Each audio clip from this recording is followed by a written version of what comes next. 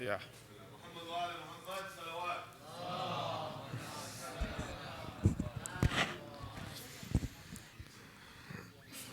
أعوذ بالله من الشيطان الرجيم. بسم الله الرحمن الرحيم. ياسين والقرآن الحكيم إنك لمن المرسلين على صراط مستقيم تنزيل العزيز الرحيم لتنذر قوما ما أنذر آباؤهم فهم غافلون لقد حق القول على أكثرهم فهم لا يؤمنون إنا جعلنا في أعناقهم أغلالا فهي إلى الأذقان فهم مقمحون وجعلنا من بين أيديهم سدا ومن خلفهم سدا فأغشيناهم فهم لا يبصرون وسواء عليهم أنذرتهم أم لم تنذرهم لا يؤمنون إنما تنذر من اتبع الذكر وخشي الرحمن بالغيب فبشره بمغفرة وأجر كريم إنا نحن نحيي الموتى ونكتب ما قدموا وآثارهم وكل شيء أحصيناه في إمام مبين واضرب لهم مثلا أصحاب القرية إذ جاءها المرسلون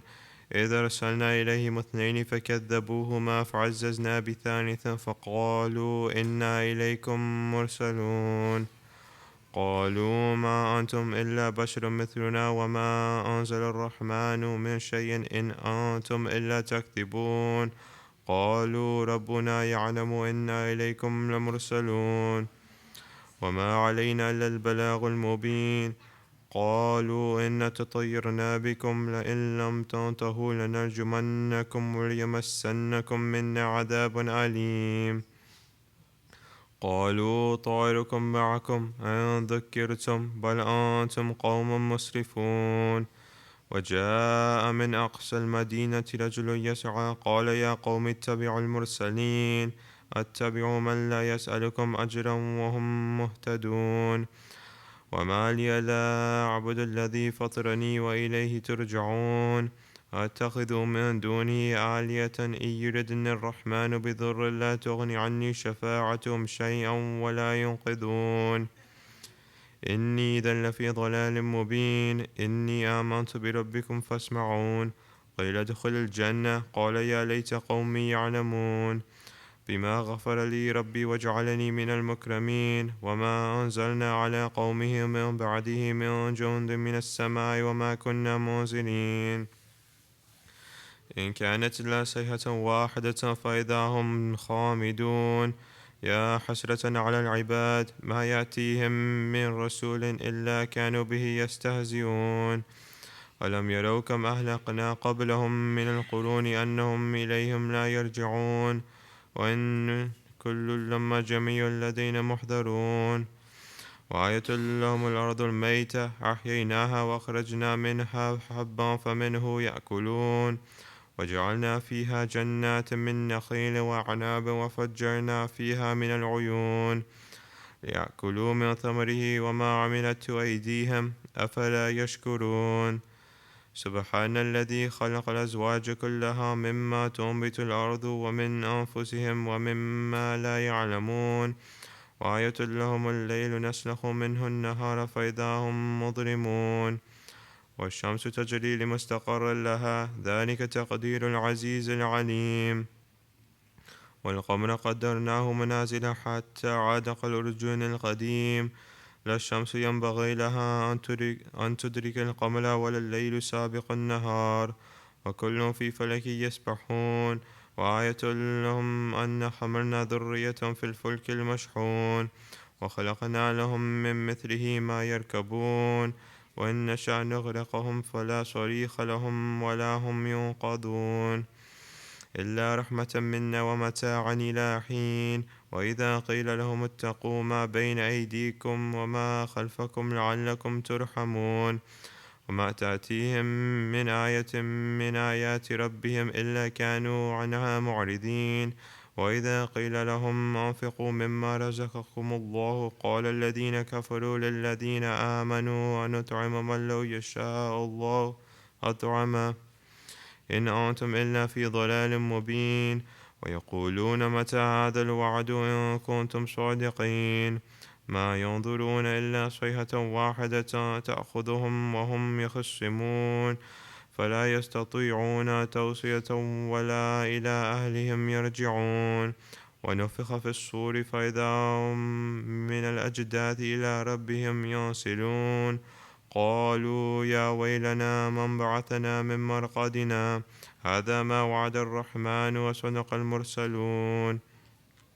إن كانت إلا صيحة واحدة فإذا هم جميع لدينا محضرون فاليوم لا تظلم النفس شيئا ولا تجزون إلا ما كنتم تعملون إن أصحاب الجنة اليوم في شغل فاكهون هم وأزواجهم في ظلال على الأرائك متكئون لهم فيها فاكهة ولهم ما يدعون سلام قولا من رب رحيم وامتازوا اليوم أيها المجرمون ألم أعاهد إليكم يا بني آدم ألا تعبدوا الشيطان إنه لكم عدو مبين وأن اعبدوني هذا صراط مستقيم ولقد أضل منكم جبلا كثيرا أفلم تكونوا تعقلون هذه جهنم التي كنتم توعدون اصلوها اليوم بما كنتم تكفرون اليوم نختم على أفواههم وتكلمنا أيديهم وتشهد أرجلهم بما كانوا يكسبون ولو نشاء لمسنا على أعينهم فاستبقوا الصراط فأنى يبصرون ولو نشاء لمسخناهم على مكانتهم فما استطاعوا مضيا ولا يرجعون ومن نعمره ننكس في الخلق أفلا يعقلون وما علمناها الشعر وما ينبغي له إن هو إلا ذكر وقرآن مبين لينظر من كان حيا ويحق القول على الكافرين أولم يروا أنا خلقنا لهم مما عملت أيدينا أنعاما فهم لها مالكون وذللناها لهم فمنها ركوبهم ومنها يأكلون ولهم فيها منافع ومشارب أفلا يشكرون واتخذوا من دون الله آلهة لعلهم ينصرون لا يستطيعون نصرهم وهم لهم جند محضرون فلا يحزنك قولهم إنا نعلم ما يسرون وما يعلنون أولم ير الإنسان أنا خلقناه من نطفة فإذا هو خصيم مبين وضرب لنا مثلا ونسي خلقه قال من يحيي العظام وهي رميم قل يحيي الذي أنشأها أول مرة وهو بكل خلق عليم الذي جعل لكم من الشجر الأخضر نارا فإذا أنتم منه توقدون أوليس الذي خلق السماوات والأرض بقادر على أن يخلق مثلهم بلى وهو الخلاق العليم إنما أمره إذا أراد شيئا أن يقول له كن فيكون فسبحان الذي بيده ملكوت كل شيء وإليه ترجعون.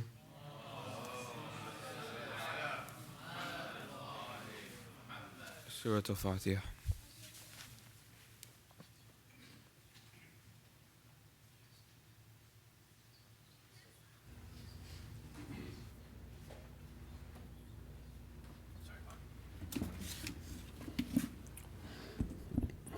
Brothers and sisters, Assalamu alaikum. On behalf of the whole community, we wish to extend our deepest condolences on this occasion that we're commemorating tonight, the Wafat of our Holy Prophet Muhammad Mustafa sallallahu alayhi wa sallam. And also remembering our 8th Imam, Imam Ali al-Redha alayhi salam. Allahumma salli ala. As you might guess, because of the event, we have quite a few sponsors who have sponsored this event tonight, and so we'd like to remember the marhumin from those families. If you bear with me, I have a handful of names to recite and to read out, and then we'll, at the end of that, we'll recite Surah Fatiha for all of them. So I'll start. Please remember in your hearts, and then we'll recite Surah Fatiha at the end. The following marhum and marhumas: Marhuma Khurshid Wellington, Marhum Bahadur Wellington, Asghar Nathani, Mansura Dewji, Ali Zain Dewji,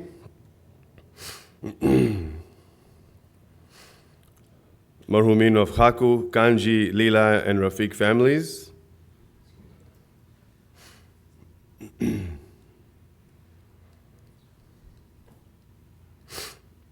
Sorry, bear with me 1 second as I get everybody. Also for marhum Muhammad Dinani, marhum Fazal Lada Dinani, marhum Hassan Ali Lada Dinani, marhuma Rahmat Bai Dinani, marhuma Zahra Bai Dinani, marhum of all the Dinani families, the Pir Muhammad family, and the marhumins of all of our families. And there's just a handful more. Let's see.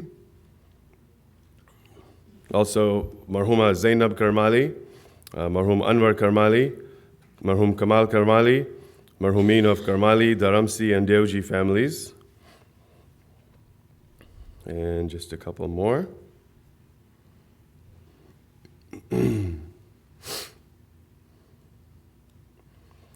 The marhumin of Bata and Jafar families, and marhuma by Leila Versi.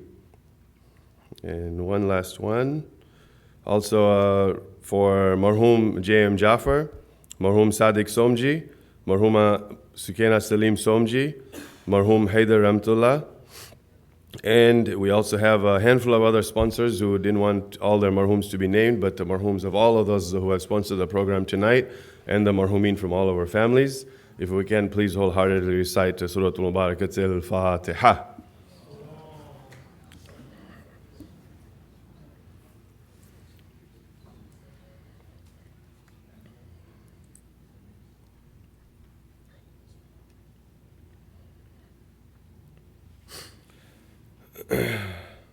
If for any reason, if you have parked your car outside in one of the lanes and it's not in a parking spot and you have yet to give us your key, if you can please do that so that we can move some of the cars.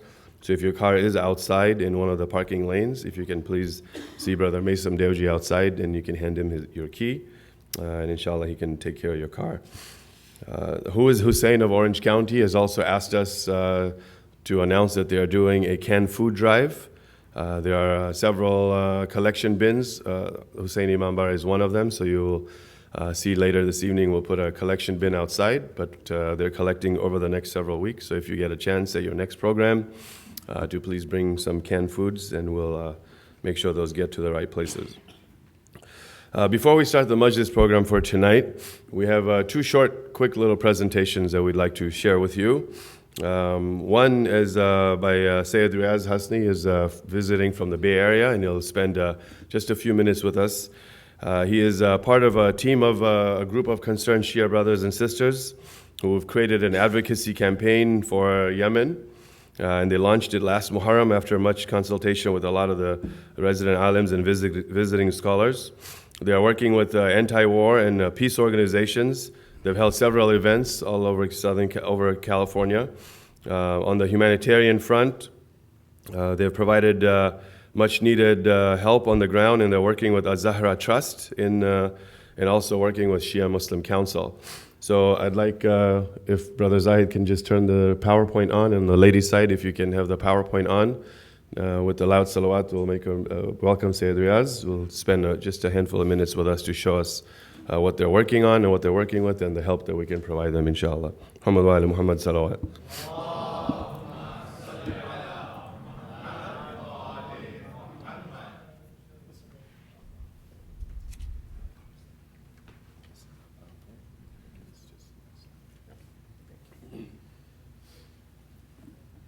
Assalamu alaikum, brothers and sisters. Please recite a loud salawat.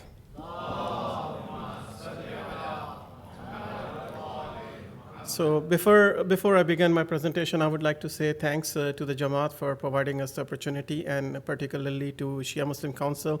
We are in front of you because of efforts, behind the scene of so many people like Mehdi Bhai, Khalil Bhai, and Brother Asghar Rizvi. Alhamdulillah, we are made it so far. So just to give you an overview, we started our campaign, as Brother Jamil mentioned, last year Muharram. Our goal is to provide education and awareness what is going on in Yemen. I'm sure most of you know a little bit of what is going on in Yemen, but not in detail, in depth, because of all the media blockade and whatnot, from the Western medias. And the other goal we have is provide the humanitarian support, which is much needed. As you know, nobody is helping Yemen. Everybody is helping wherever they want to help or wherever they can. But all the ways and the means are blocked for the Yemen. We have one side Saudi Arabia and one side border, so they cannot get out, they cannot do anything. So that's one of the goals of our campaign. And the main and the most important goal is to create an advocacy to stop the war in Yemen, because of all the atrocities are being committed because of the support from the West and the other countries, the continuous bombing, and whatnot. So our main goal is to stop the war, and for that we really need your help. So we started our campaign. We spoke with the resident alim at Sabah Center, Maulana Rabi Razabdi, Sheikh Hadi Yassin, and Sheikh Abu Zar Wahidi, and all the resident scholars. And we hold quite a bit of events. And we have asked all the participants to sign the petitions, during those events. That really helped us, get the momentum going. And throughout the Muharram last year and this year as well, all the resident scholars, we have asked them to talk about Yemen, and they really helped us. It's one of the ways we can educate, people of what's going on in Yemen. So, like I said, we are working on many fronts, and we are working on the local folks like Shia Muslim Council here at Mehdi Bhai, Khalil Bhai, and Askar Bhai. So, if you have any question, please reach out to them. They are a good resource, if you want to help. And for our second part, for the humanitarian support, we looked around quite a bit, to find whom we can work with. Who's a reliable source, who's on the ground, So alhamdulillah, we were able to find Zahra Trust, and with them we hold quite a bit of fundraising. We did cholera vaccination. We provided, funds for the water well and things like that. And I will actually hand over the podium, the mic to Sheikh Bilal Hussain, and he can talk more about Zahra Trust and what they're doing. Please recite aloud salawat.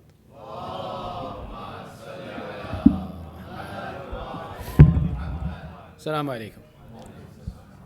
My name is Sheikh Bilal Hussain. I am from Pennsylvania. I live in Pennsylvania now. I'm originally from New York. But one of the projects that I work with, I am also the director of Zahra Trust in North America. Some of you may be familiar with Zahra Trust who have been to Iraq. Recently, for example, at the walk, the Mokib was present there. Zahra Trust does work, mashallah, around the world. Kenya, Tanzania, Afghanistan, Pakistan, Iraq, Yemen. Some of the work that we do, because we're an international organization, we do work in Sham, but not from the US. We do it from the UK office where we're allowed. We're also registered in Canada and other places. The goal of this organization is to provide humanitarian aid and services to people who are suffering through strife and difficulty. And one of the things that we saw in the situation in Yemen is that it's a place where there's a great need for assistance and to help people that are there. And alhamdulillah, in 2016, we set up our own network in Yemen, where we have our own people and we work ourselves in Yemen and perform the work with our own individuals that are there. We've been providing in Yemen medical treatment, food aid. We perform qurbani for people in Yemen as well, too, paying medical bills, creating water resources, and also cholera vaccinations have something been very big that we've been working on. One of the big issues in Yemen is a group of people that are called IDPs, or internally displaced people. What that means is as, for example, in a country like Yemen where instability grows rampant and more instability happens, people in small villages and localities, they lose access to resources, they lose access to security. And because they can't find security in their villages, they can't find work in their villages, they can't find food in their villages, they relocate internally within the country and they move to larger cities where there's security, where there's work, where there's resources. Now, as people around Yemen have moved closer into Sana'a, because that's the capital city, Sana'a itself has been affected by the bombings that have prevented resources and infrastructure to be sufficient for the people of Sana'a, let alone people that are moving in from other locations. So one of the key factors that we share is that in the Middle East, the average person needs 1,000 cubic meters of water per year. Yemen is currently in a condition where a person in Yemen has only access to 140 cubic meters of water per year. It's 14% of the total. That's not sufficient. We've been working with a lot of different organizations, different structures to figure out how do we correct this problem or how do we solve the water issue within Yemen. One of the solutions that we come up with and we've tested is creating water wells with filtration systems that are attached to them. These filtration systems allow for over 2,000 liters of water to be purified on a daily basis, and they don't require electrical infrastructure to power them because they have solar power or wind power attached to them. They're also set up in secure locations that allow people to get access to them without us having to worry about the machines breaking down. And they produce enough water that we can actually sell some of the water to help finance and fund the maintenance of the facility itself. We established one of these in Afghanistan. We're currently working in the process of establishing another 5 of these wells and 5 of these facilities around the city of Sana'a to help alleviate the water shortage that's in Yemen. Now, each water well costs about $35,000, and we're planning, inshallah, we have a team that will be going in December to go and start the process of implementing these wells that are there. So this, along with, for example, aid on the basis of food aid, medical aid, cholera vaccinations, winterization aid, are programs that we are constantly running and are working to further establish. One of the issues in Yemen, one of the big issues is we can't operate in Yemen the way we do in other countries. In other countries, when we go in, for example, in Iraq, in Afghanistan, even in Pakistan, we build housing, we build orphanages, we build schools and education on the fundamental that instead of giving a handout to the people, we need to change the quality of life and the future of the people who are impacted by war.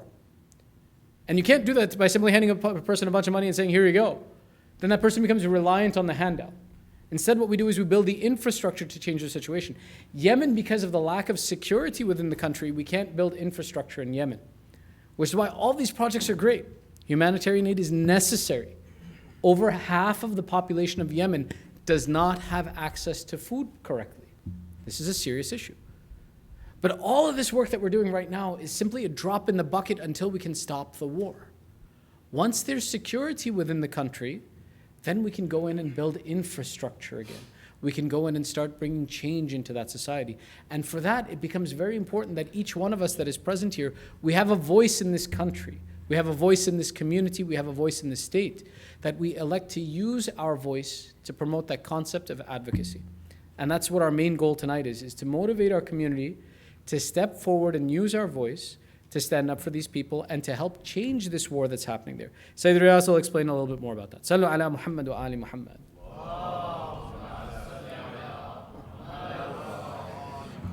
Jazakallah khair. Thank you. So as I was mentioning, our main goal is to create the advocacy to stop the war. And for that, we really need your help. Please use your voice. You can talk to the senators, you can talk to representative. Last year, we had a good success where one of the legislator, Rokhanna from Bay Area, passed a resolution to stop the war in Yemen, U.S. involvement in Yemen. Unfortunately, it was vetoed by Trump. But this time, right now, there's a war bill. It's been debated in House and Senate. And some of the provisions to stop the support of war in Yemen is part of those bill. So please talk to your representative. That's the best thing you can do to help the Yemen. Beside doing anything else. Situation is dire, so we really need your support. I'm sorry, we are at time, so we're going to conclude the presentation, but we're going to open up the floor for 1 or 2 questions, if you guys have any. And if you want to reach out, please, Khalil Bhai is here, Mehdi Bhai is here, so you can reach out to them. Or you can, get on the website, ihelpyemen.org. We have all the information there that you can use to reach out to the senators and the representatives. Please recite aloud salawat.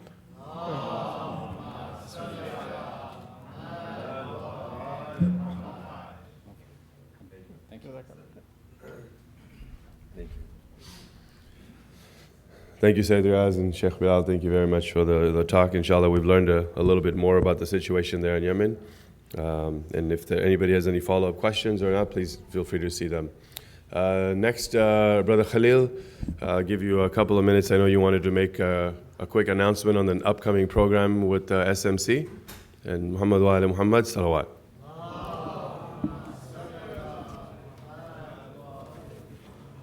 Bismillah ar-Rahman ar-Rahim. Brothers and sisters, Assalamu alaikum. Just a quick announcement. I'm sure most of you are aware about this upcoming program on December 7th that we are hosting, the wiladat of our Prophet Muhammad sallallahu alaihi wasallam.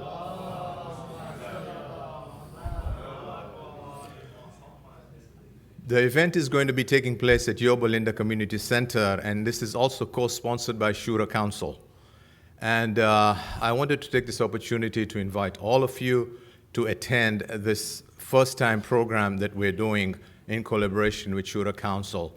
And not only that, on that day, we are going to, we are going to be recognizing 5 individuals in our Muslim community, and the first one is service on humanity, excellence in higher education, excellence in volunteering work, excellence in promoting Islamic values, including interfaith, and Lifetime Service Award. Brothers and sisters, we have so much talent within our Muslim communities that we need to recognize some of these individuals who are doing things behind the scene, and they do not want to be recognized. And I think it's about time that we should recognize these people. I'll just give you an example. For example, I'll take Jamil. Mashallah, Jamil he's been doing so much. He's involved in this community. He's involved in interfaith, and so many other activities also. So what you can do is you can put your nomination in a nomination through Shia Muslim Council, and that way we can nominate. We have 5 judges across the board, Muslims, 5 judges who are going to be getting all this information, and then they will go through this information, all these 5 nominations that I just mentioned, and they will pick who are the most qualified ones, and they will be recognized on that day. So I really urge you for you to participate. You can go online to nominate these individuals. You can go online to buy your tickets. It's $25. It's going to be a banquet dinner on that evening on December 7th. So we really, really would like you to attend this function. And for those of you who are not savvy like myself when it comes to internet or on computer to go and buy the tickets, Brother Mehdi is right here. You can buy the ticket from him today if you want. So we're really looking forward to make sure that this is a success program. It can only be successful with your participation in that. So we're looking forward to seeing you there, inshallah, on December 7th. Thank you very much. Assalamu alaikum.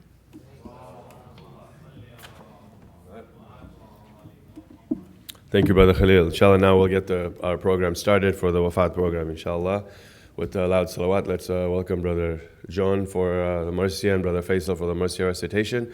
If I can ask all of the brothers to just move up after the Marcia. We are fortunate enough to have once again, Syed Tayyab Mosavi with us tonight.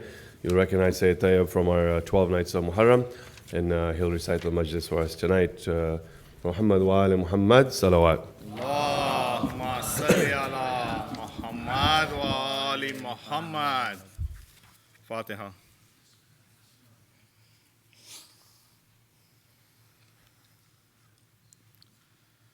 कर गए खज़ा शाह अनबिया हो गई यतीम आज फातिमा कर गए खज़ा शाह अनबिया हो गई यतीम आज फातिमा वा मोहम्मदा वा मुसीबता हो गई यतीम आज फातिमा आए जल्द क्या चल बसे रसूल रोती है बतूल बादिल मलूल हाथ मलते हैं शाह लाफता हो गए گئی یتیم آج فاطمہ ہائے نانا جان کہاں ہے لب پہ بین روتے روتے غش کر گئے حسین اہل بیت میں حشر ہے بپا ہو گئی یتیم آج فاطمہ کر گئے خزا شاہ انبیاء ہو گئی یتیم آج فاطمہ صلوات اللہ محمد وآل محمد.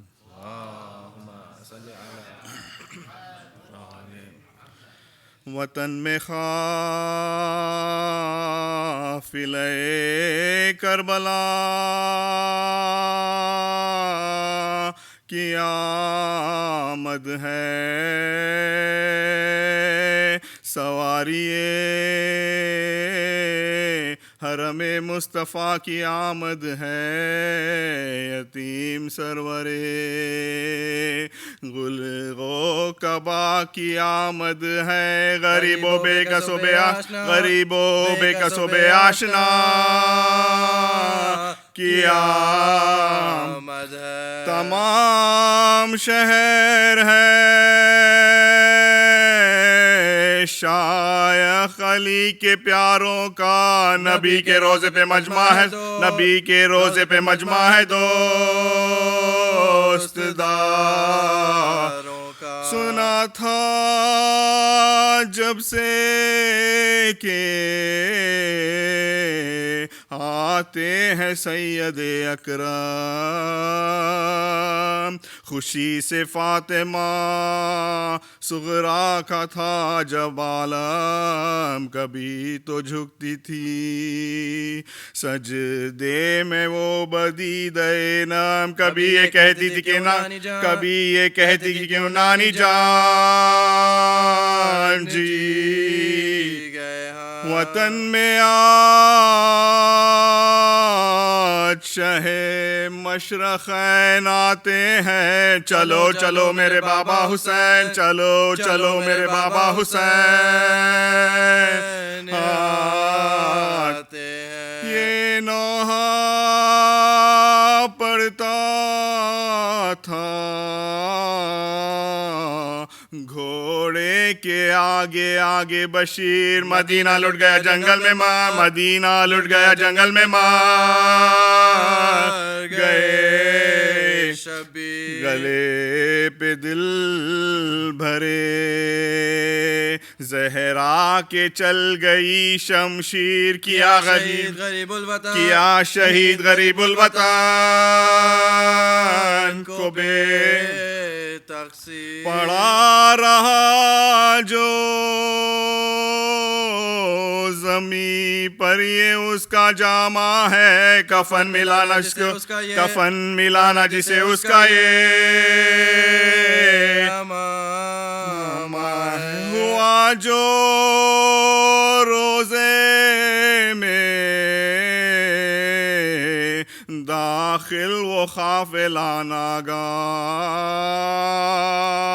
گرے مزارے مبارک پہ عابد زیجا اٹھا کے ہاتھ یہ فریاد کی بنا لو تباہی آ گئی ہم بے کسوں تباہی آ گئی ہم بے کسوں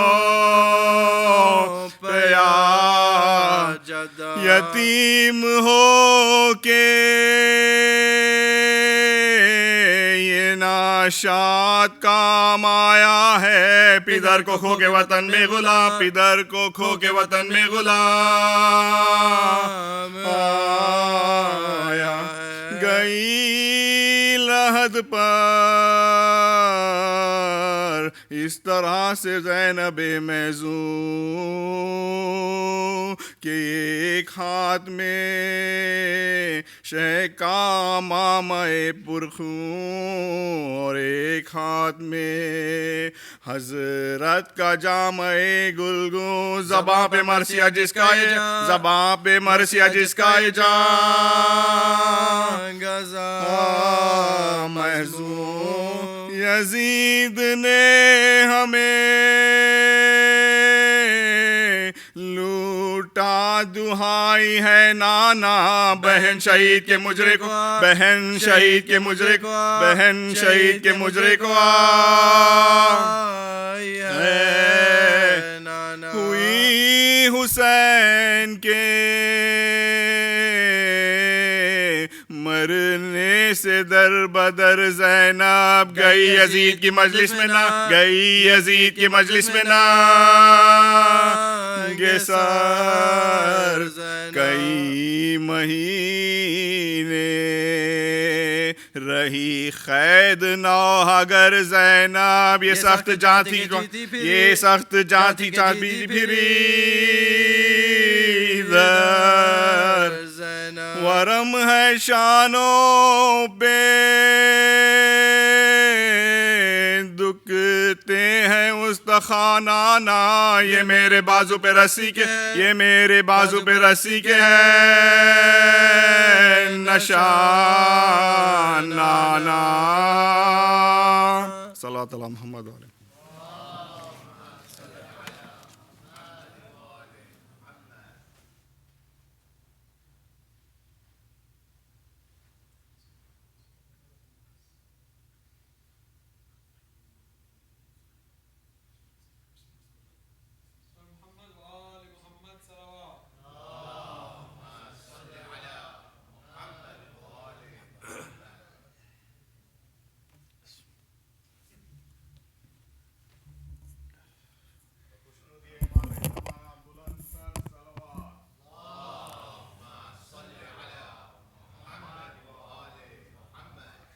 Please recite Surah Fatiha for your marhumin and for the marhumin of all the mu'mineen that do not have anyone to pray on their behalf.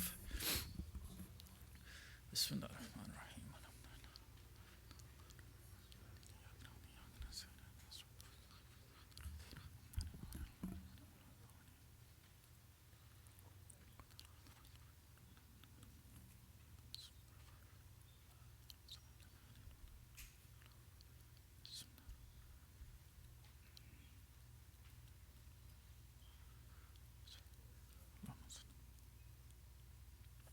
Before we begin, please, with a loud salawat, can you all please come forward a little bit?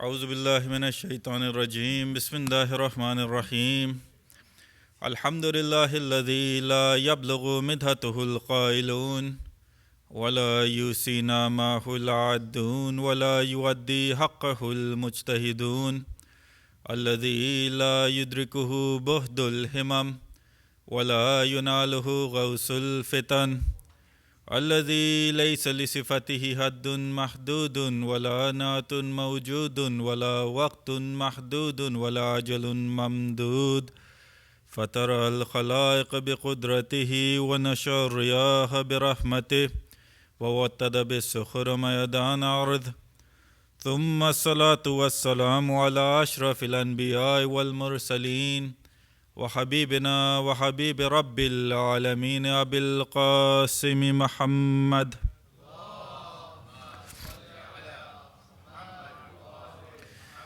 وأهل بيت الطيبين الطاهرين واللعن على أعدائهم أجمعين من أول يوم ظلمهم إلى قيام يوم الدين.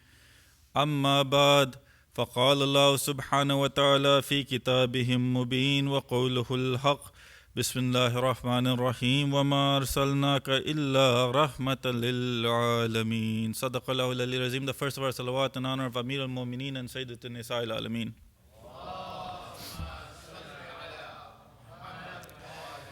The second of our salawat in honor of Hassan and Hussein, the masters of the youths of paradise. Allahumma salli. And finally, with the loudest of your voices, the last of our salawat, in honor of the Imam of our time, Imam Sahib al-Arsh wa Zaman alayhi salam.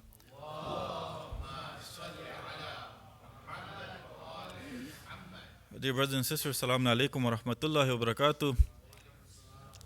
Tonight we commemorate the shahadat of Allah subhanahu wa ta'ala's last and greatest messenger, Prophet Muhammad Mustafa sallallahu alayhi wa sallam. Allahumma salli ala Muhammad. And at the same time, tonight is also the shahadat of our third holy Imam, Imam Hassan al-Mushtaba alayhi salam. Allahumma salli ala Muhammad wa ala. The world on this night, in 2 separate years, lost these two holy personalities. The world on this night, in 2 separate years, decided to put the veils over humanity's eyes from seeing these two holy personalities. Allah subhanahu wa ta'ala on this night, in 2 separate years, decided to take back these two holy personalities back to himself. When we look at the life of Imam Hassan alayhi salam and you look at the life of Rasulullah sallallahu alayhi wa sallam, you see a similarity. A similarity where the life of the Holy Prophet can be split up into 2 parts. The first part is his Makki life. The second part is his Madani life. When you look at the life of the Holy Prophet in Mecca, what did he do? All he did was tabligh. The Holy Prophet, he said, look, Imam Hassan and Imam Husein, they're both Imams whether they sit or they stand. By sitting, it means whether they make peace. By standing, it means whether they stand up and rise against the enemy. When you look at the life of the Holy Prophet, because tonight is the shahadat of Imam Hassan and the Holy Prophet, I'm not going to talk about Imam Hassan tonight. Inshallah, in Ramadan, everyone talks about Imam Hassan, but tonight will be for the Holy Prophet himself and the biography, but not a biography in the common sense. But what does the majority of Muslims say? That the Holy Prophet is like you and I. This idea that the Holy Prophet is like you and I is what I want to dispel from the minds of the majority of Muslims. Is the Holy Prophet truly like you and I? If he is like you and I, are there proofs in the Quran? Or if he's not like you and I, are there proofs in the Quran that tell us, no, he is nothing like us? 1. 2, this idea that these personalities are like you and I has crept into Shia Islam itself. Where now Shia Muslims, they say the Ahlul Bayt are just like you and I. The Fazail of the Ahlul Bayt, they're becoming hidden, and when someone talks about the Fazail of the Ahlul Bayt, people say, what is this? The Ahlul Bayt, they're like you and I, now you've turned them into supernatural beings. No, we have not turned them into supernatural beings. They were from the beginning above us. When you look at the Quran, when you read the Quran, you realize what? The angels, when they came down to this earth, in what form did they come down to this earth? When they came down to this earth, they took on a human form. But were they humans? No, they weren't. They were angels. So what does this mean? This means that when those angels that don't have a physical body, when they come to this world, that's from that spiritual world to this materialistic world, it means that they have to have a materialistic body. We as Shias, we need to look at the Ahlul Bayt in that same scope, with those same eyes. When they came down to this world, they needed this physical body. Today, when you look at a bunch of the Shias, a lot of the Shias, and you talk about the Fazail of the Ahlul Bayt, what have you done? You've taken them above. You've taken them so high. No, we haven't taken them so high. They were already high to begin with. But when Banu Umayyah came, they lowered their status and they hid their status from the majority of Muslims. But when you look at the life of the Holy Prophet, his Makki life, there's some people, when they come to Imam Hassan, they question Imam Hassan alayhi salam's authority. They question him and say, why didn't Imam Hassan alayhi salam rise up? Why didn't he rise up against Muawiyah the way Imam Husayn alayhi salam rose up against Yazid? The answer is simple. Imam Hassan alayhi salam is the Holy Prophet's Makki life. Imam Husayn alayhi salam is the Holy Prophet's Madani life. What do I mean? In Mecca, the Holy Prophet, he was surrounded by the mushrikeen. But did he ever rise up against them? No, he didn't. Why? Why was it that the Holy Prophet rose up against the mushrikeen when he came to Medina? If you understand this concept, you'll understand why Imam Hassan alayhi salam stayed quiet. Why Imam Hassan alayhi salam made peace with Muawiyah. It was for 2 reasons. 1, There weren't enough supporters for the Holy Prophet to rise up in Mecca. The same way when it came to Imam Hassan alayhi salam, there weren't enough supporters. What had happened, Imam Hassan, he was ready to go to war. But what happened? His supporters within the army, they rebelled against him. 1. 2. What was the Holy Prophet doing in Mecca? The job of the Holy Prophet in Mecca was just to do tabligh to the people so they realize what? They realized what was hidden from them. The job of the Holy Prophet in Mecca was to teach the people about Tawheed, was to teach the people about religion. The same way, Imam Hassan alayhi salam, what was he trying to do? He was trying to show the people what Banu Umayyah truly were. He wanted to show the people what Muawiyah truly was. So what did he do? He made a pact with Muawiyah. He signed the pact with Muawiyah. He knew that Muawiyah was not going to keep his pact. He knew that Muawiyah was not going to leave Imam Hassan alayhi salam alone. He knew that. But did the rest of the Muslims know that? No, they didn't. This is the reason Imam Hassan alayhi salam, he made that pact. A lot of people, they question Imam Hassan alayhi salam, but you have to remember, if Imam Huseini alayhi salam was in the shoes of Imam Hassan, he would have done the same exact thing. And if Imam Hassan alayhi salam was in the shoes of Imam Huseini alayhi salam, he would have risen up as well. He would have risen up. Because after the demise of the Holy Prophet, that's when everything started happening to the Ahlul Bayt. Amir al-Mu'mineen himself, Lady Zahra salawatullah alayha, themselves, they say what? They themselves, Imam Jafar Sadiq alayhi salam, he says that after the demise of the Holy Prophet, the Ahlul Bayt, they were afraid. After the demise of they were afraid. They asked him, what were they afraid of, Yabna Rasulullah? He said that they were afraid that the Arabs would take revenge on the Ahlul Bayt for what Amir al-Mu'mineen had done to them. What had he done to them? When it came to all the battles, it was Amir al-Mu'mineen who killed many of their people.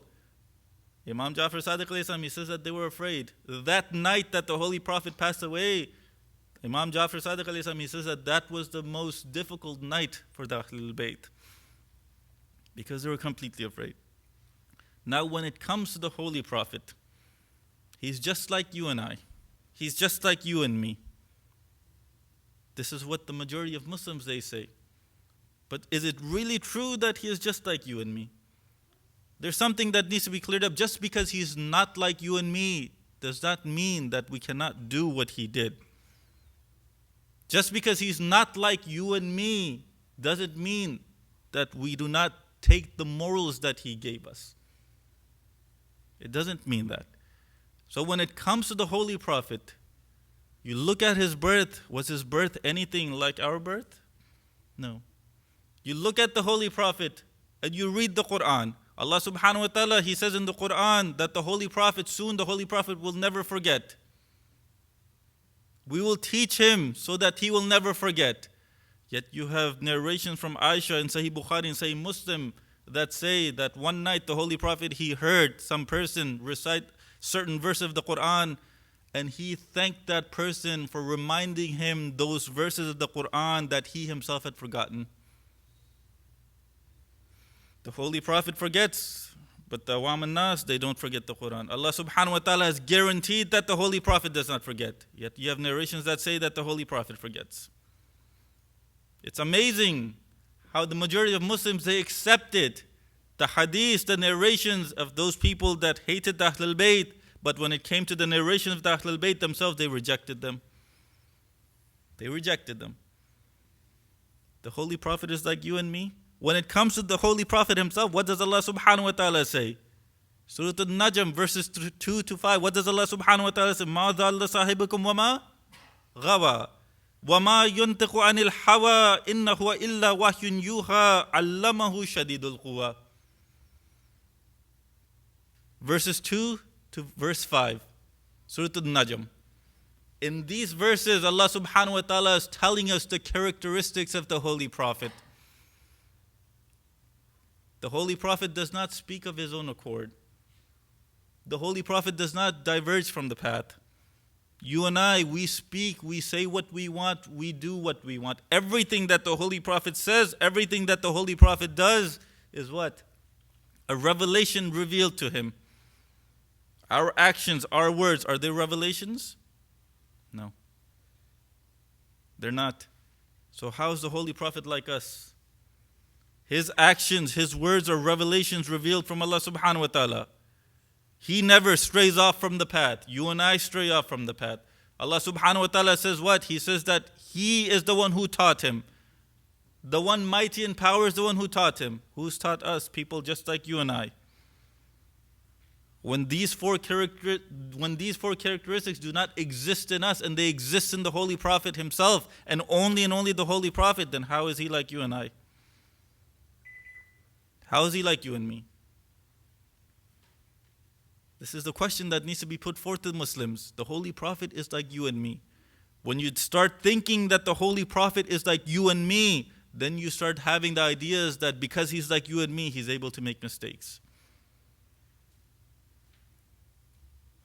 When you degrade him to the status of us, when you bring him down to our status, then what happens? Then what right do you have to come out and say these people, the mushrikeen, or the Christians, the Jews, the atheists, they're degrading the Holy Prophet? What right do you have to complain when in your own books you've degraded the Holy Prophet? This is the Muslims today. A couple of years ago, what happened? Uproar in the whole world. Why? Because someone in Florida, what was he doing? Or there was a cartoon of the Holy Prophet. Disrespectful to the Holy Prophet. Uproar all around the world. Yet when you read their own books, there's so much disrespect of the Holy Prophet, there's no uproar. When someone mentions that from the minbar, there's uproar. Why is he mentioning that? Why is it in your books? Why is it written in your books? If someone says it from the minbar, he's wajib qatl. The one who writes is what? You look at Sahih Muslim, you look at Sahih Bukhari. So many places in these narrations, so many places in these books, they've degraded the Holy Prophet. Yet they don't see it as degradation. They see it as authentic hadith. This is what the problem is today with the Muslims. You come to the life of the Holy Prophet. The Holy Prophet, Sayyid Amina, his mother, she herself, she says, when I was pregnant with the Holy Prophet, I never felt his weight. When he was being born, I didn't feel that he was being born. I didn't even feel that he was inside my belly. How many mothers go through pregnancy like this with us? None. So how is he like you and I? Lady Amina herself, she says, when I was pregnant with him and he was about to be born, what happened? I saw a light shine from my innards and it went all the way to Sham. Sham, not the Syria of today. Sham at that time, it consists of Syria today, Lebanon, Jordan, parts of Palestine. I saw a light move all the way over there. And there was an angel figure that came to me and said to me, do you know what just happened? She says, what? You will give birth soon to the master of the Arabs. When you come to the Holy Prophet's life, so many miracles were shown by the Holy Prophet just from his body. One miracle itself, Aisha, she herself says, one of the miracles of the Holy Prophet was that his forehead used to have so much nur. It used to have so much nur that if we were to lose a needle at daytime, we would wait until night. They asked, why would you wait until night? And she said, because the Holy Prophet would come to the house and because of the nur from his forehead, we would be able to see that needle. We would be able to see that needle. And the Holy Prophet is like you and me. Another miracle, they say that the Holy Prophet, no insect, no mosquitoes, no bugs used to come near him. When the companions were walking with the Holy Prophet, there was a place where so many insects and mosquitoes were there, they were bothering. The companions, nothing was getting close to the Holy Prophet. The companion asked, Ya Rasulullah, why is it that none of these mosquitoes, none of these insects are coming close to you? The Holy Prophet replies, you don't see this, but Allah subhanahu wa ta'ala has placed a barrier around me which prevents all of these types of insects to come near me. And he's like you and me.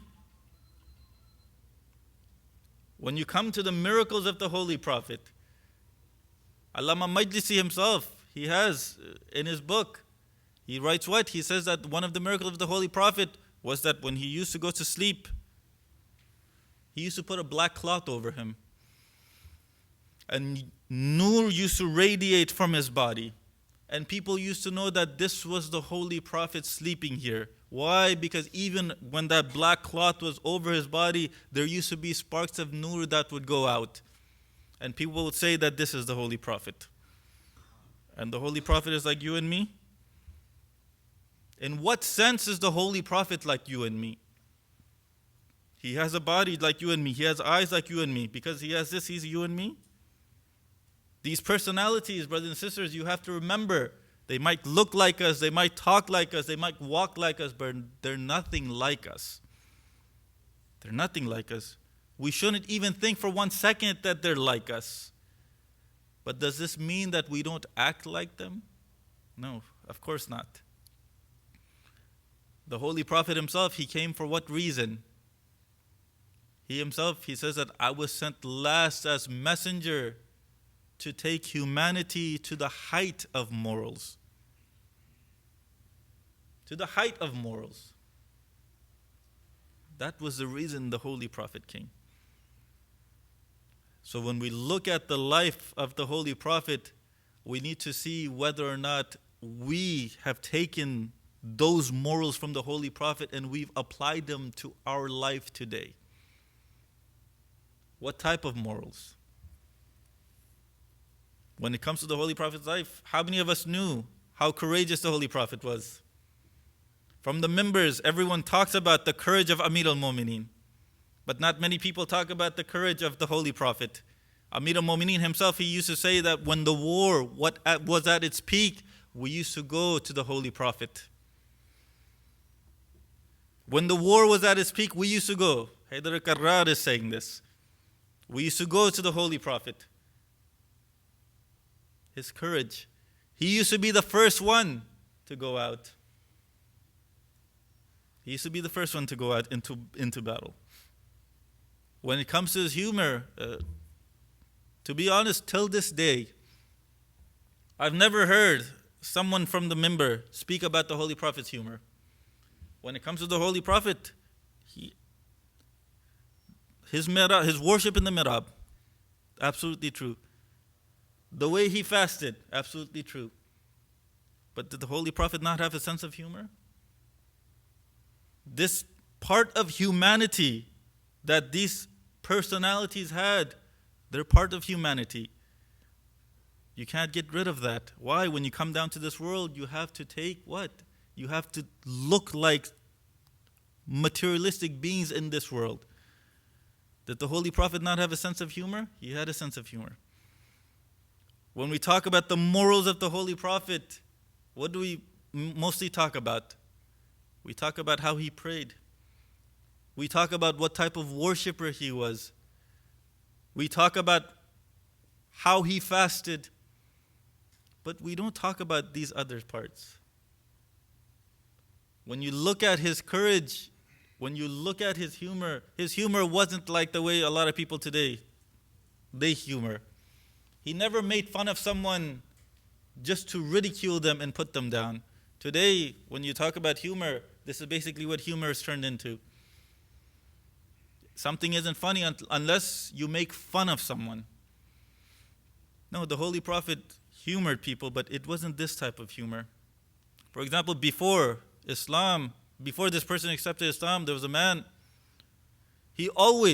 What did he used to do before accepting Islam? He used to jump into houses and he used to look at the women in the houses and he used to try to go near them and touch them.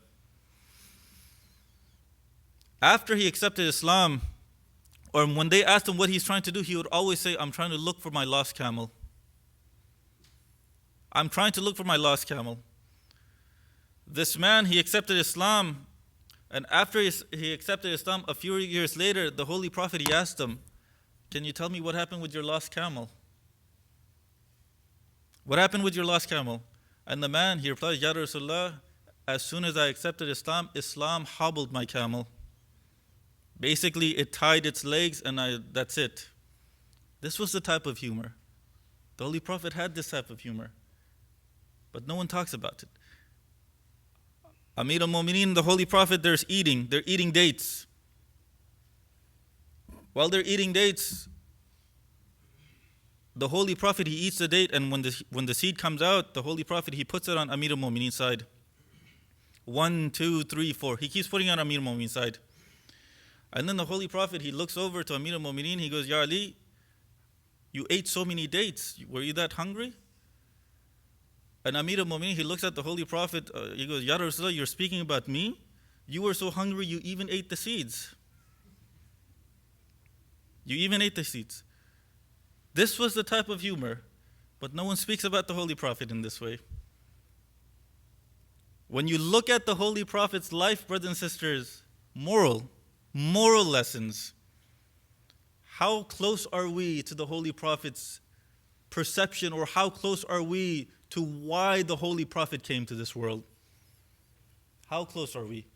When you look at his generosity, are we as generous as the Holy Prophet? When it comes to his generosity, a Bedouin, he came, he accepted Islam, and as soon as he accepted Islam, the Holy Prophet, he gave him 30 camels, 30 sheep. This Bedouin, he went back to his people and he says, accept Islam now. Accept the Prophet to be the Prophet and accept Islam now, because Muhammad gives without worrying about what? Without worrying about him not having anything. When it comes to his generosity, there was a Bedouin who came. He said, Ya Rasulullah, please, I have nothing. I want you to fill these 2 camels that I have with food. And what does the Holy Prophet do? He never said no to anyone. Even if he didn't have anything, he would give them good advice. But he never said no to anyone. This man, when he was adamant, he got mad and he pulled on the Holy Prophet's shirt. And the Holy Prophet was wearing coarse clothes. And when he pulled on the shirt, it made a mark on the Holy Prophet's shoulders. When it made a mark, the Holy Prophet, he just talked to him. When he talked to him, the Holy Prophet, he said, "O Bedouin, how would you like it if I retaliated with you the same way you did, or I acted with you the same way you acted with me?" And the Bedouin, he says, "Ya Rasulullah, this isn't your nature. You will never do this." He goes, "Why?" "Because it's not like you to treat unkindness with unkindness. It's not in your nature to treat unkindness with unkindness." And the Holy Prophet, he smiles and he tells his companions to fill those 2 camels with dates and barley.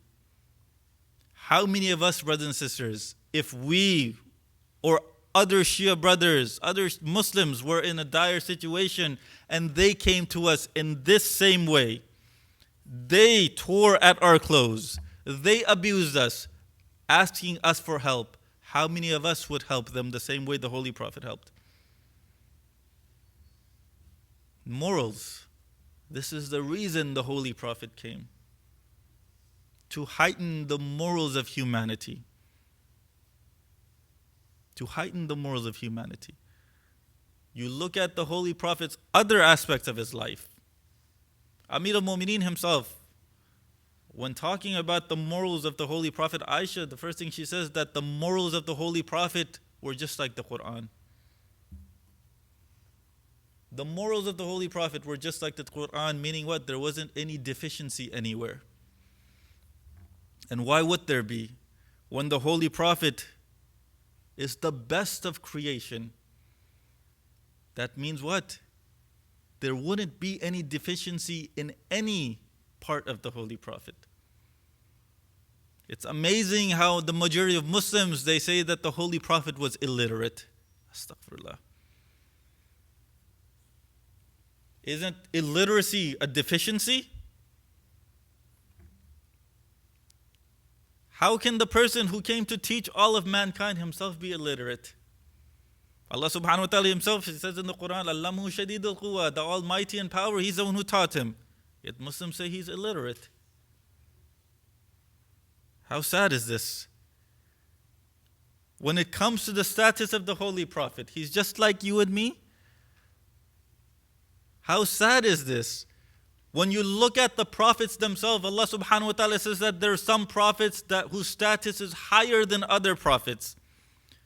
The highest status of a prophet is what? The status of Rasulullah sallallahu alayhi wa sallam. The status of Allahumma salli ala Muhammad wa ala Muhammad. The status of the last prophet is higher than the status of Nabiullah Isa alayhi salam. When you and I are nothing like Nabiullah Isa alayhi salam, then how can you and I be like Rasulullah? How can you and I be like Rasulullah?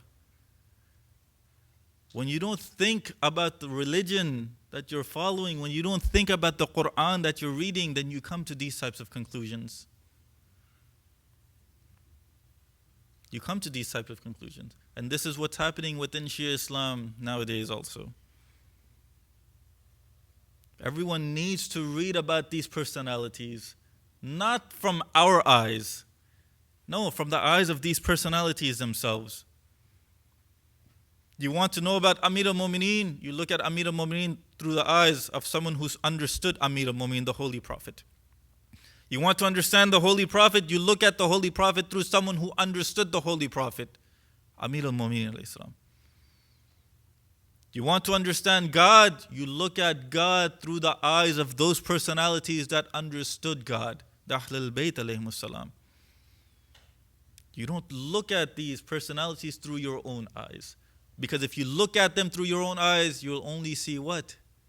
You'll only see people like you and me. But if you look at them through their eyes, no, you'll see that they're completely different. They're nothing like you and me. And this is what Allah subhanahu wa ta'ala wanted everyone to know. That these personalities are nothing like you and I. Salli ala Muhammad wa ala Muhammad.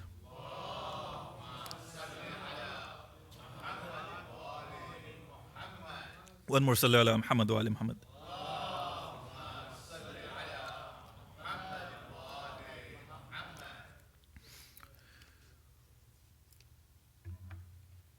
When the Holy Prophet ﷺ, when he grew older, who was the one who took care of him?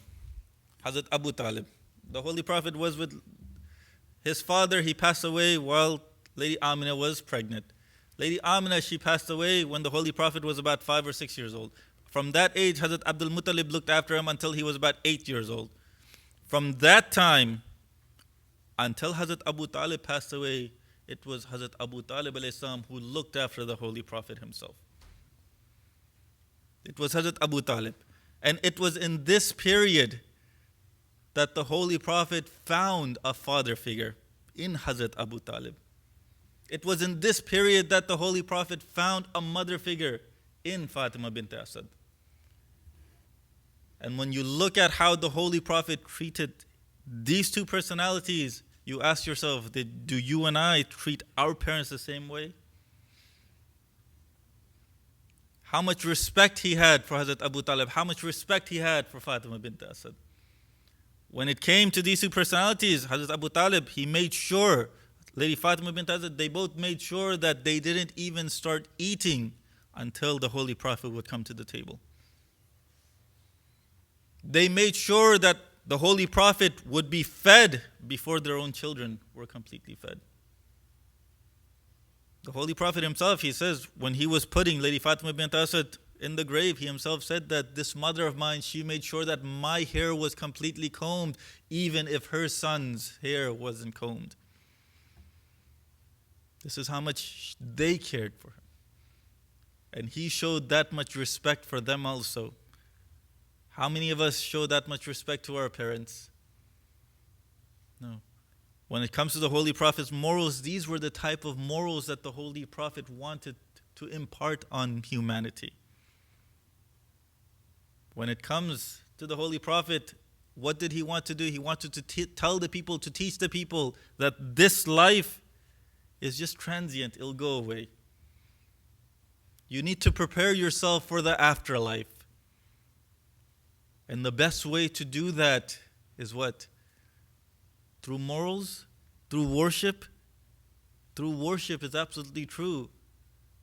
But on the day of judgment, your book of morals will be heavier. How were your morals? Was it like the holy prophets? Was it like Amir al-Mu'mineen's? Was it like Lady Zahra's? If you and I read these biographies and we don't act like them, there's no point. There's no point in reading their biography. If we don't think about what they did, if we don't think about what they say, and we don't incorporate that into our life, then there's no point. There's absolutely no point in reading their biographies. This is why, brothers and sisters, when you read their biography, when you hear about their biography, incorporate what you hear or what you read into your own life. Because this is what they came for. And how sad is it today that the Holy Prophet, he came to teach the world, yet within the Islamic community, within the Islamic nations, there's so much illiteracy. There's so much illiteracy. Not just worldly, no, even in terms of religion. How sad is it today that the one who came to take humanity to the peak of morals, those same Muslims, they don't have any type of morals. No type of morals. When it comes to the rights of the neighbor, the Holy Prophet talks about the rights of the neighbor. Yet many of us, we don't even know. When it comes to the Holy Prophet's morals, the Holy Prophet in Mecca, whenever he would pass by one of the houses of one of the mushrikeen, this person, he would throw trash and he would throw fecal matter at the Holy Prophet.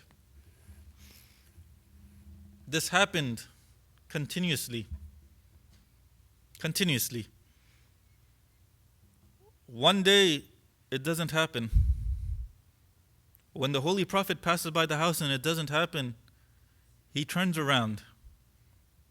He goes back to the house and he knocks on the door.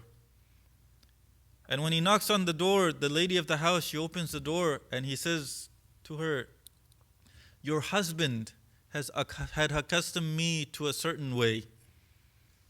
Meaning that your husband would continuously throw this trash on me whenever I would walk past his house. But today he didn't throw any trash. I assume that he's sick.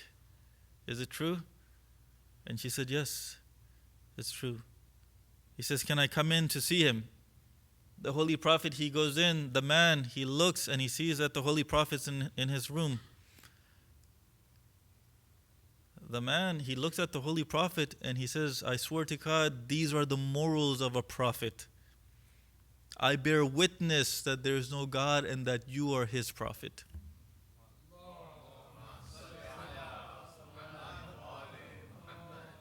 Through your actions. This is what the Holy Prophet came to teach. How many of us would treat non-Muslims the same way? If they abuse us day after day after day, as soon as they abuse us one time, we're ready to fight. But this wasn't the way of the Holy Prophet. His whole life in Mecca, he spent this same way. Brothers and sisters, you have to realize where we're at today. This was the same type of place that the Holy Prophet was 1400 years ago. What do I mean? 1400 years ago, the Holy Prophet, when he was in Mecca, he was surrounded by non-Muslims. When he came to Medina, then he was surrounded by Muslims. Whether they were hypocrites or not, that's a different story. But at the very least, they recited the kalima. Today, we're surrounded by non-Muslims. So the way we act with them should be the same way that the Holy Prophet acted with the non-Muslims when he was in Mecca. Invite them to Islam through your actions. Does that mean that no, we don't defend ourselves? No, obviously we do defend ourselves. But if you want to invite them to Islam, the best way to do it is through the actions. That's it. No amount of debate, no amount of debates, no amount of trying to reason with them will work. But if you show them what Islam teaches, then they're more willing to accept it. They're more willing to accept it. Just a couple of years ago, a French scientist, a French theologian who only studied Shia theology. I'm sure you heard about this. She went to Karbala for the Arba'in Walk. She passed away. And what did she say? She wanted to be buried on the route there. Why? Because she loved the way that the people of Iraq were treating the people that were coming for the ziyarat of Abu Abdullah al-Husayn al-Islam. Non-Muslim. Showing what Islam is through action. And this is exactly what needs to happen today and in this time, where Islam is being attacked from all sides through your actions. But brothers and sisters, 1400 years ago, the Holy Prophet, he came back from his last pilgrimage. And they say that the Holy Prophet's Wafat. The Holy Prophet's Wafat, no, it wasn't a natural death. The Holy Prophet was poisoned. Who poisoned him? We won't get into that. But was it the poison from Khaybar? No, it wasn't the poison from Khaybar. Was it Muslims that poisoned the Holy Prophet? We have narrations that say, yes, it was Muslims that poisoned the Holy Prophet. When you look at the last farewell pilgrimage and you see how the Holy Prophet was at that time, the way he did that pilgrimage, you'll completely see that he was completely healthy and there was nothing wrong with him. Yet now he's come from the pilgrimage. After a few days, he's completely ill. And this illness is not getting any better.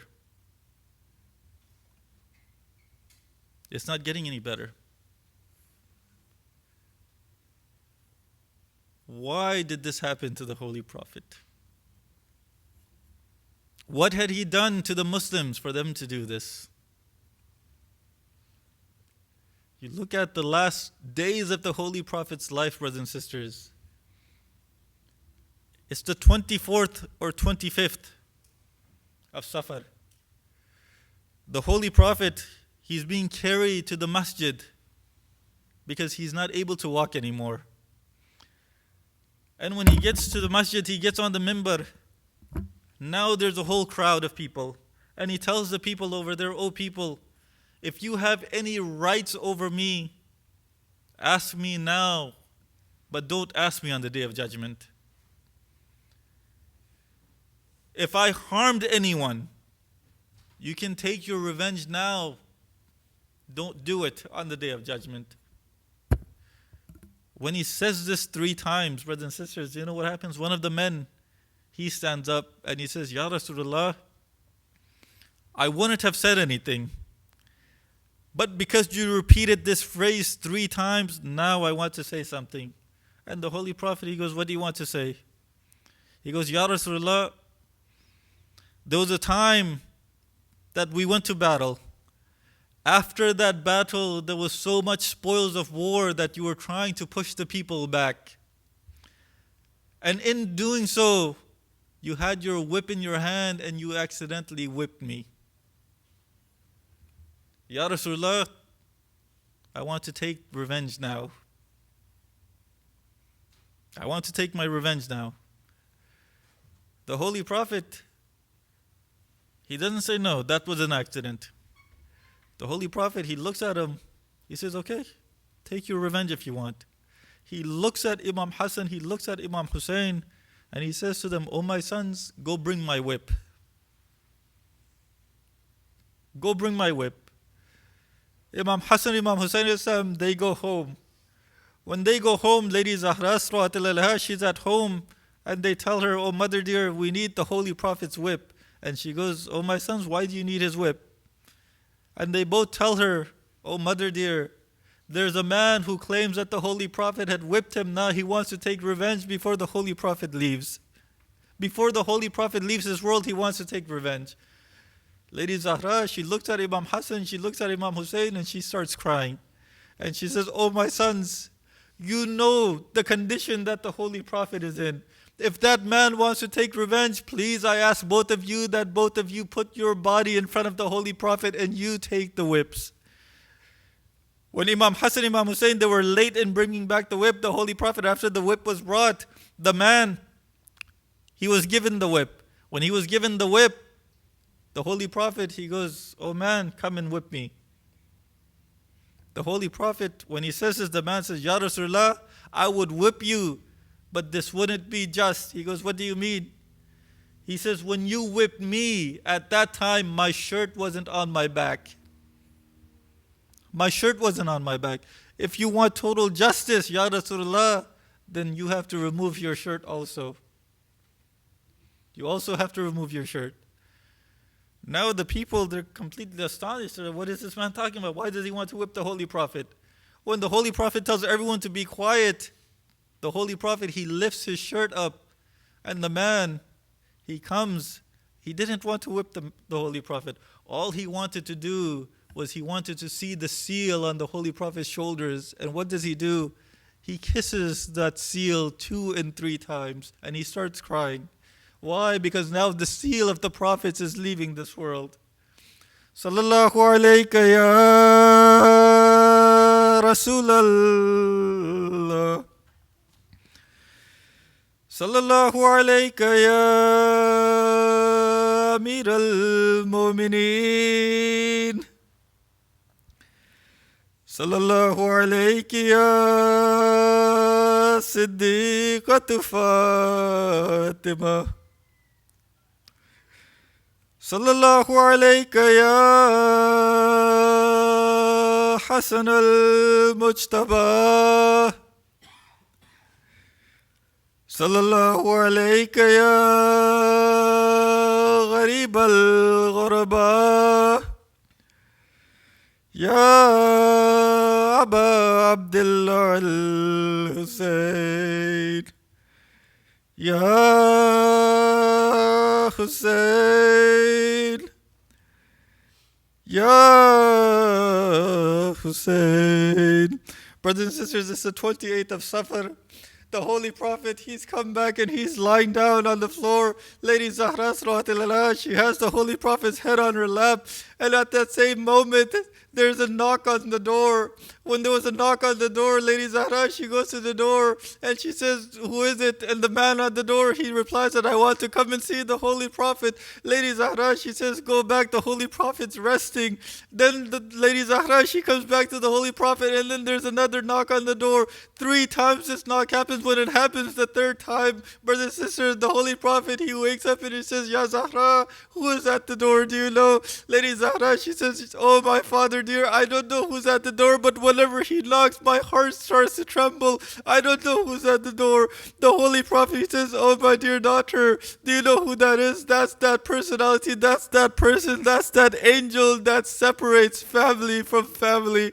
Ya Zahra, that's the angel of death. He's here for me." Lady Zahra, she starts crying, and when she starts crying, the Holy Prophet, to console her, what does he say? He says, "Oh, my dear daughter, you don't need to cry this much. Why? Because pretty soon after I pass away, you yourself, you will be the first from the Ahlul Bayt to come and see me." This same Zahra who could not bear to see the Holy Prophet whipped, how was she able to bear to see Sayyidina Sajjad whipped after the events of Karbala? The same Zahra who could not bear to see the Holy Prophet whipped, how was she able to bear to see Lady Sukaina, who was whipped on the way to Sham? Whenever she would yell out for her father, she would get slapped or she would be whipped. How was Lady Zahra able to see that atrocity? Oh, brothers and sisters, when the Holy Prophet, after he passed away, after his soul was taken, Amir al-Mu'mineen, he's the one who gives the ghusl janazah of the Holy Prophet. "Ya Rasulullah, after you passed away, right as soon as you passed away, there was someone there to give you ghusl. Ya Rasulullah, as soon as you passed away, there was someone there to shroud your body. Ya Rasulullah, as soon as you passed away, there was people there to pray over you. Ya Rasulullah, after you passed away, there was no one that stopped Lady Zahra from crying over your body. But Ya Rasulullah, your grandson Husein, after he was martyred on the lands of Karbala, his body was left for 3 whole days without anyone burying him, without there being a shroud. And whenever his daughter would cry over the father, she would constantly be slapped. She would constantly be told not to cry. Ya Rasulullah, even after you passed away, the calamities that affected the Ahlul Bayt, this is when they started. This was the night that Lady Zahra, she started crying. And even after this night, she continued to cry for 3 to 6 months until she herself passed away. And why would she cry? She would cry for her father. She would cry because she missed her father. There came a point, brothers and sisters, when the time came for Lady Zahra to go from this world. She says to Amir al-Mu'mineen, Ya Ali, please, I have some last wishes that I want to tell you. Ya Zahra, what are your last wishes? Amir al-Mu'mineen, he sits down and he says, Zahra, please tell me what your last wishes are. Lady Zahra, she says, Ya Amir al-Mu'mineen, after you bury my body, my first wish is that you do it at night time. Ya Amir al-Mu'mineen, my second wish is that none of these people, they come and pray over my body. Ya Amir al-Mu'mineen, my third wish is that now and then you come to my grave and you say salam to me. Amir al-Mu'mineen, he says, Ya Zahra, I'll accept all your wishes, but for me to accept your third wish, you have to promise that when I say my salam, you reply to me.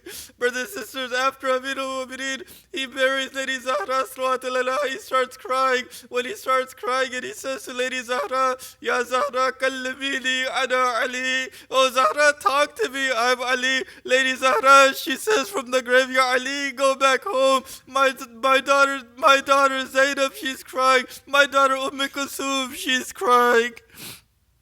Inna lillah wa inna ilayhi raji'un. Matam Husein.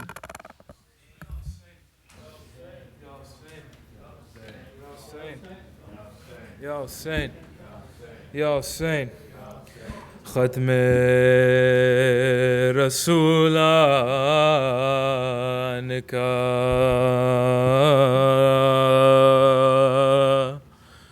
آتا ہے تابوت یہ دین کے سلطان کا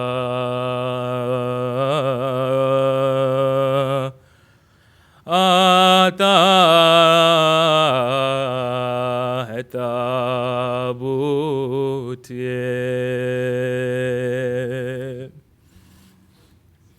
کرتی ہے زہرا بکا بابا رسول خدا آئے کیا ہو گیا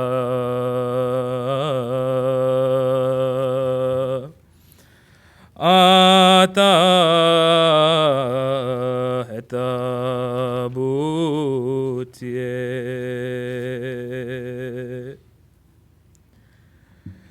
زہرا کری لاش پر کرتی ہے ہر دم بکا سر سے اٹھا بابا میرا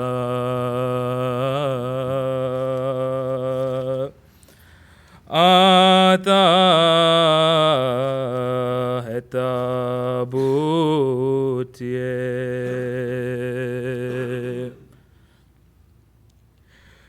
روتے ہیں جنو ملک ویرا مدینہ ہوا چل بسے سوئے جنا آتا ہے تابوت یہ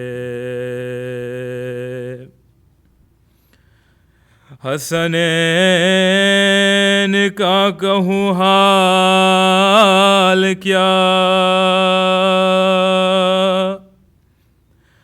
روتے ہیں سر پیٹتی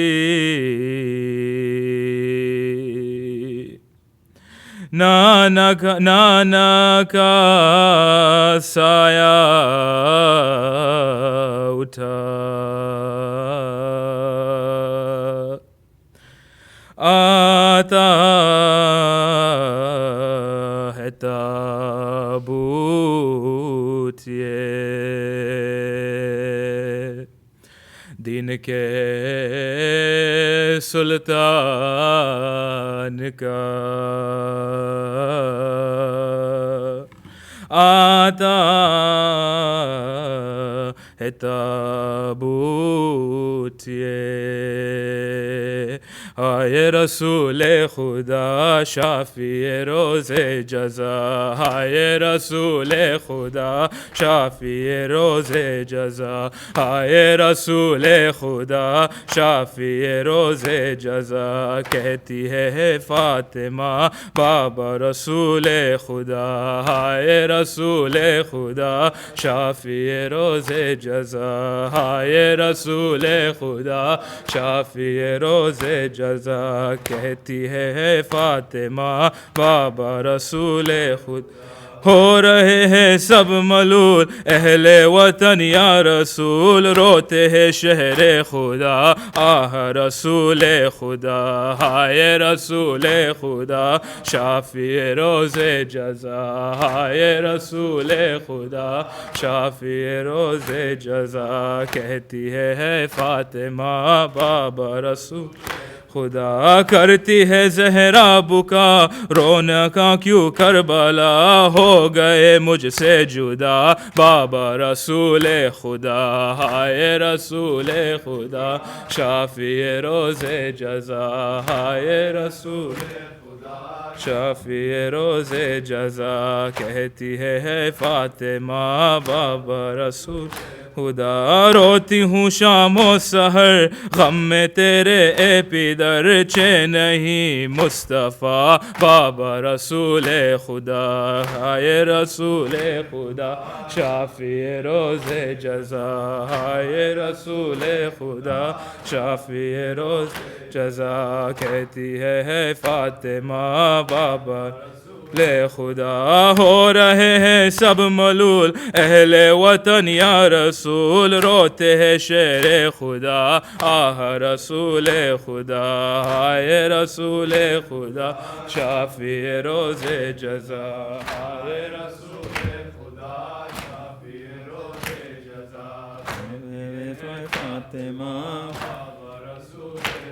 یوں فاطمہ کہتی تھی بھیا میرے پردیسی یوں فاطمہ کہتی تھی بھیا میری پردیسی یہ کیسی خبر پائی بھیا میرے پردیسی یوں فاطمہ کہتی تھی بھیا میرے پردیسی یوں فاطمہ کہتی تھی بھیا میرے پردیسی یہ کیسی خبر پائی کیسی مرنے کی تمہاری یہ کیسی خبر آئی ہے مرنے کی تمہاری یہ کیسی خبر آئی دل ٹکڑے ہو گیا ہے بھیا میرے پردیسی فاطمہ کہتی تھی بھیا میرے پردیسی یوں فاطمہ کہتی تھی بھیا میرے پردیسی یہ کیسی خبر پائی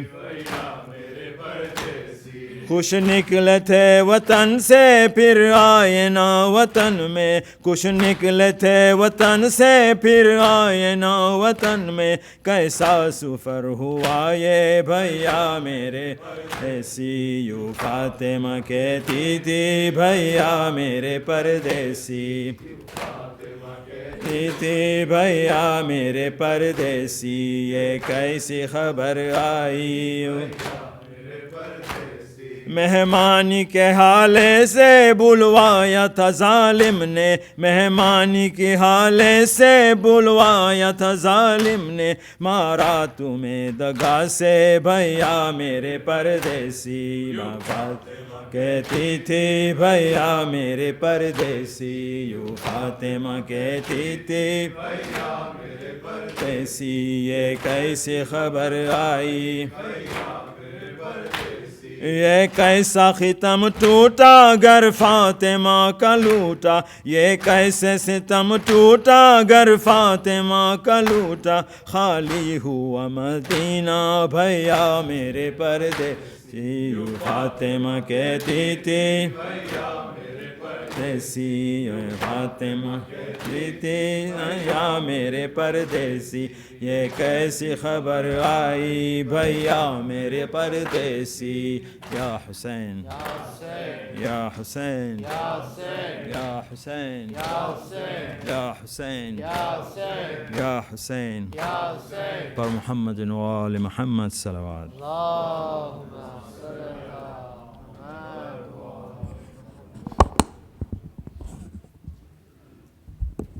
السلام علیکم یا رسول اللہ، السلام علیکم یا فاطمہ الزہرا، السلام علیکم یا علی المرتضیٰ، السلام علیکم یا حسن المجتبیٰ، السلام علیکم یا حسین الشہید، السلام علیکم یا علی زین العابدین، السلام علیکم یا محمد الباقر، السلام علیکم یا جعفر الصادق، السلام علیکم یا موسیٰ القادم، السلام علیکم یا علی الرضا، السلام علیکم یا محمد تقی، السلام علیکم یا علی النقی، السلام علیکم یا حسن العسکری ورحمۃ اللہ وبرکاتہ، السلام علیکم یا صاحب الزمان، الامان الامان الامان، السلام علیکم یا خلیفۃ الرحمن عجل اللہ تعالی فرجہ، السلام علیکم یا اہل بیت النبوہ جمیعا ورحمۃ اللہ وبرکاتہ۔